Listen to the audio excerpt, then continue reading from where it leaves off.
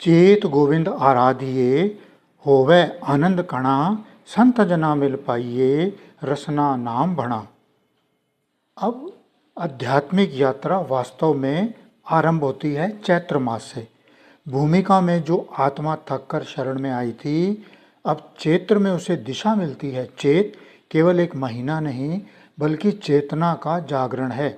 जैसे प्रकृति में नवांकुर फूटते हैं, वैसे ही साधक के भीतर स्मरण का अंकुर फूटता है। यहाँ स्पष्ट संदेश है कि गोविंद का आराधन करो, तभी सच्चा आनंद प्रकट होगा। ये आनंद बाहरी उल्लास नहीं बल्कि भीतर की शांति और तृप्ति है। वह प्रसन्नता जो कृपा से जन्म लेती है। महाराज कह रहे हैं कि चैत्र में बसंत की सुगंध है, पर उससे भी अधिक संतों की संगति का महत्व है। संत जन मिले तो मार्ग स्पष्ट होता है, भटकन मिटती है और रसना का नाम रस चढ़ता है। यहाँ रसना नाम भणा केवल जप नहीं बल्कि जीवन का केंद्र बदल जाने का संकेत है। वाणी में नाम हो तो विचारों में शुद्धता आती है और विचार शुद्ध हों तो आचरण में मधुरता उतरती है। चैत्र के दूसरे पद के अनुसार अब बात केवल आराधना की प्रेरणा तक सीमित नहीं रहती बल्कि परिणाम की ओर संकेत करती है। जिन पाया प्रभ आपना, आए तिस ही गणा, एक खिन तिस बिन जीवना, बिरथा जन्म जना। जिन लोगों ने प्रभु को अपना लिया, या कहें कि जिन पर प्रभु की कृपा हुई, उनका जीवन सचमुच सफल माना गया। उनकी उपस्थिति ही सार्थक है। यहाँ गणा का अर्थ केवल गिनती में आना नहीं बल्कि मूल्यवान होना है। संसार की भीड़ में बहुत लोग हैं, पर वास्तविक अर्थ में वही गिने जाते हैं जिन्होंने अपने जीवन को सतगुरु से जोड़ लिया।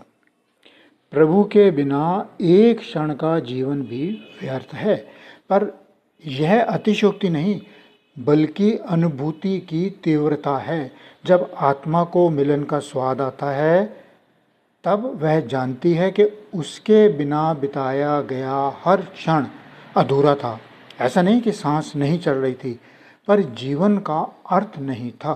संगत जी, चैत्र का ये पद हमें बताता है कि जागरण के बाद अब मूल्य बोध आता है। सफल जीवन वही है जिसमें सतगुरु का संबंध है, और प्रभु विहीन सतगुरु विहीन जीवन चाहे लंबा क्यों ना हो, कितना ही लंबा क्यों ना हो, भीतर से रिक्त ही रहता है।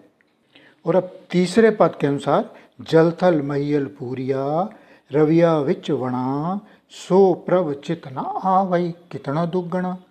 अब सेवक समझता है कि वह प्रभु, वह सतगुरु जिसे पाने के लिए वह भटक रहा था, वह तो सर्वत्र व्याप्त है।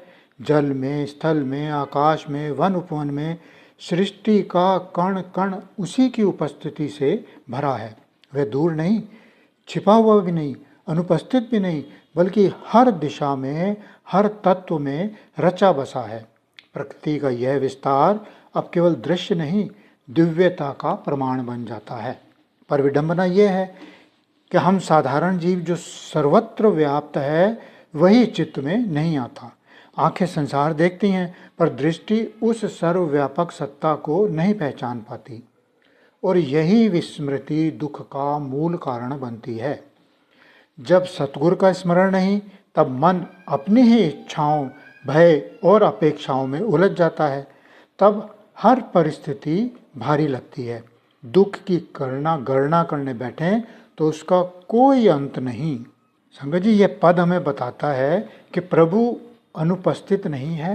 अनुपस्थित है तो केवल उनका स्मरण, और स्मरण का अभाव ही दुख का विस्तार है। संगत जी, अंतिम पद कह रहा है कि जिन राव्या सो प्रभ तिना भाग मणा, हरि दर्शन को मन लोचदा, नानक प्यास मना, चेत मिलाए सो प्रभ तिसके पाए लगा। चैत्र का ये अंतिम पद पूरी रीति को एक उत्कट लालसा और विनम्र समर्पण में समेट देता है। अब बात केवल यह नहीं कि प्रभु सर्वत्र हैं या उसका स्मरण करना चाहिए, यहाँ अनुभूति और आकांक्षा दोनों तीव्र हो जाते हैं। जिन आत्माओं ने उस प्रभु का रस चखा, जिनके जीवन में वह राविया अर्थात प्रकट हुआ और अनुभूत हुआ, वे ही वास्तव में भाग्यशाली हैं। उनका सौभाग्य किसी बाहरी उपलब्धि से नहीं बल्कि उस आंतरिक मिलन से मापा जाता है जो जीवन को अर्थ देता है। साधक का, सेवक का मन अब दर्शन के लिए लोचता है। केवल ज्ञान नहीं, केवल विचार नहीं, बल्कि साक्षात्कार की प्यास।